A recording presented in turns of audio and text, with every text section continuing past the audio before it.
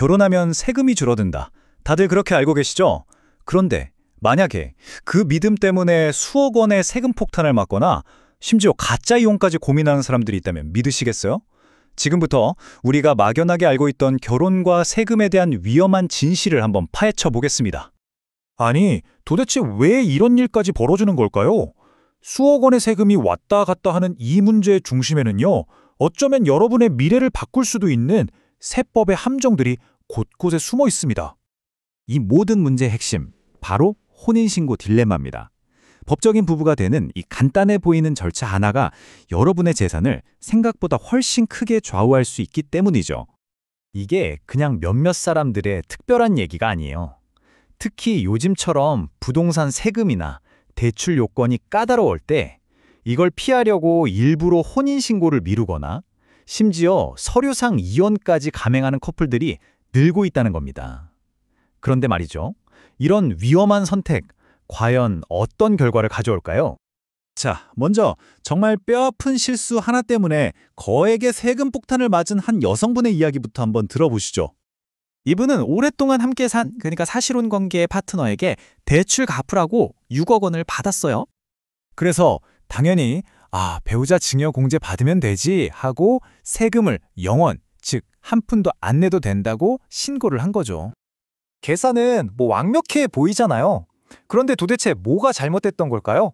몇 달 뒤에 세무서에서 전화 한 통이 걸려옵니다. 날아온 고지서에 찍힌 금액은요, 무려 1억 5천만 원이었습니다. 이분의 결정적인 실수는 딱 하나였어요. 바로 혼인신고를 안 했다는 거. 세법에서 말하는 배우자는 법적으로 등록된 관계만 인정하거든요. 결국 그 서류 한 장 차이라 1억 5천만 원이라는 세금 폭탄이 돼서 돌아온 거죠.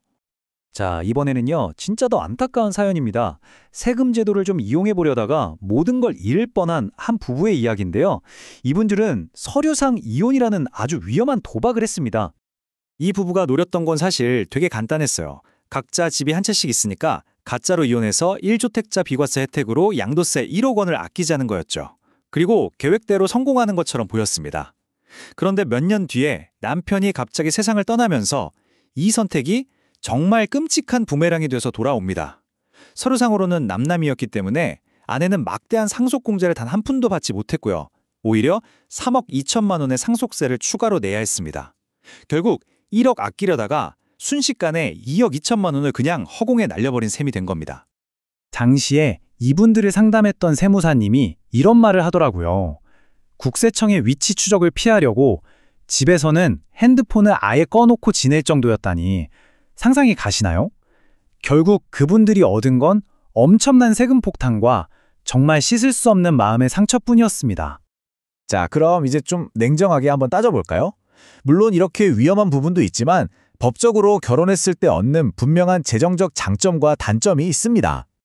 이 결혼의 세금 성적표를 보면요, 장단점이 진짜 명확하게 갈려요. 증여나 상속처럼 아주 큰 돈이 오갈 때는 법적인 부부인 게 압도적으로 유리하죠. 근데 반대로 부동산이나 대출 문제에서는 부부 소득이랑 자산을 다 합쳐서 보니까 오히려 이게 발목을 잡는 경우가 생기는 겁니다. 자, 그럼 장점부터 한번 볼까요? 역시 가장 강력한 혜택은 뭐니 해도 거액의 세금을 아낄 수 있는 각종 공제 혜택입니다.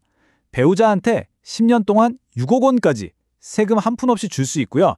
상속받을 때는 최소 5억 원에서 최대 30억 원까지 공제를 받아요. 어마어마하죠? 여기에 최근에 신혼부부를 위한 새로운 혜택도 또 추가됐습니다. 바로 이 혼인증여 공제라는 건데요. 이게 뭐냐면 결혼 앞둔 자녀한테 부모님이 집사라고 돈 보태주실 때 정말 유용하게 쓸 수 있는 제도예요. 이것도 당연히 혼인신고를 해야만 받을 수 있는 혜택이고요. 자, 반면에 단점도 아주 현실적입니다. 특히 대출이 제일 큰 문제예요. 예를 들어서 각자 연봉이 7천만 원인 커플이 있다고 쳐요. 혼자일 때는 신혼부부 특별대출 이거 받을 수 있거든요. 근데 혼인신고를 딱 해서 소득을 합치니까 1억 4천이 되잖아요. 그럼 자격 기준을 그냥 훌쩍 넘어버리는 거죠. 바로 이런 점들 때문에 정말 많은 예비부부들이 혼인신고사 앞에서 망설이게 되는 겁니다. 그렇다면 서류상 이혼 같은 꼼수 과연 통할까요? 국세청이요? 생각보다 훨씬 더 똑똑하고 체계적입니다. 국세청이 어떻게 조사하냐면요, 이렇습니다. 먼저 서류상 주소랑 실제로 우편물 받는 곳이 같은지부터 봐요. 그리고 신용카드 쓴 내역이나 핸드폰 기지국 정보를 싹 분석해서 두 사람 동선이 겹치는지 보는 거죠. 아니, 이혼했다는 사람들이 계속 같은 병원, 같은 마트를 다닌다? 바로 조사 대상이 되는 겁니다.